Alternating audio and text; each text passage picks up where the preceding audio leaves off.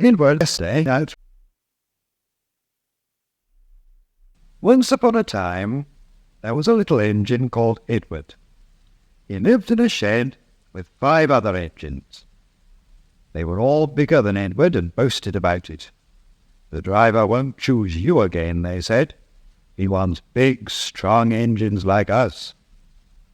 Edward had not been out for a long time. He began to feel sad. Just then, the driver and fireman came along to start work.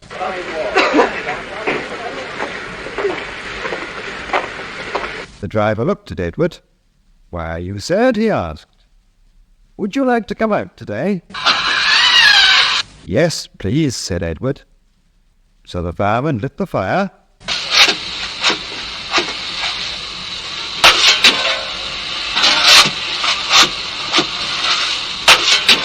and made a nice lot of steam.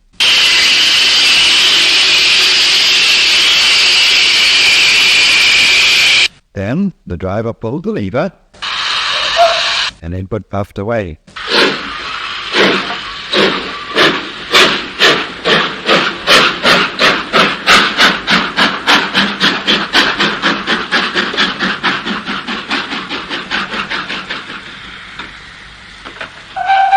He whistled. "Look at me now." The others were very cross.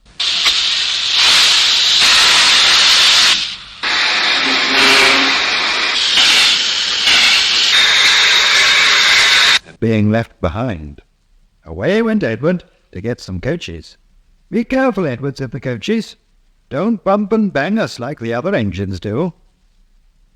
So Edward came up to the coaches, very, very gently.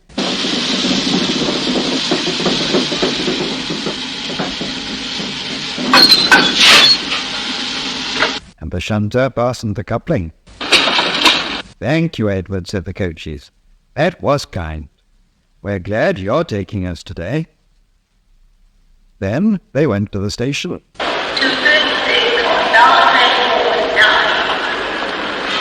Where the people were waiting.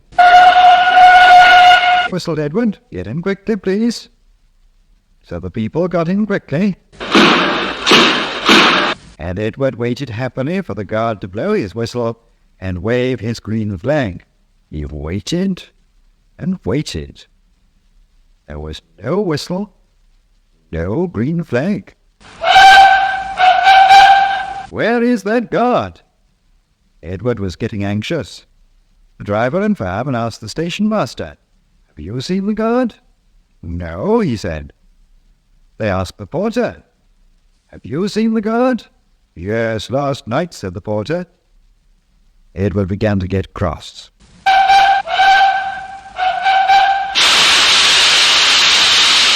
"Are we ever going to start?" he said.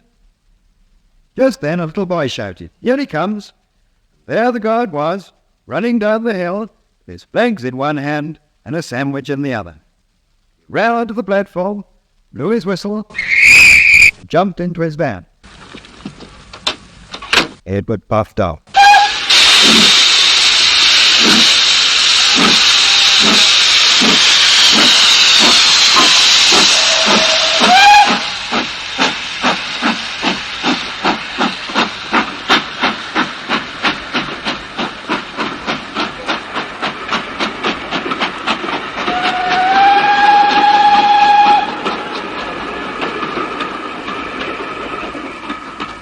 He did have a happy day.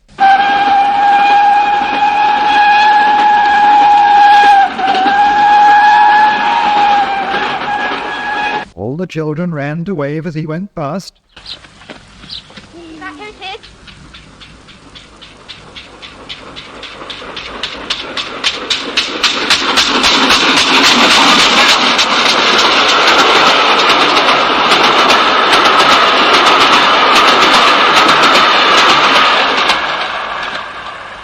And he met old friends at all the stations.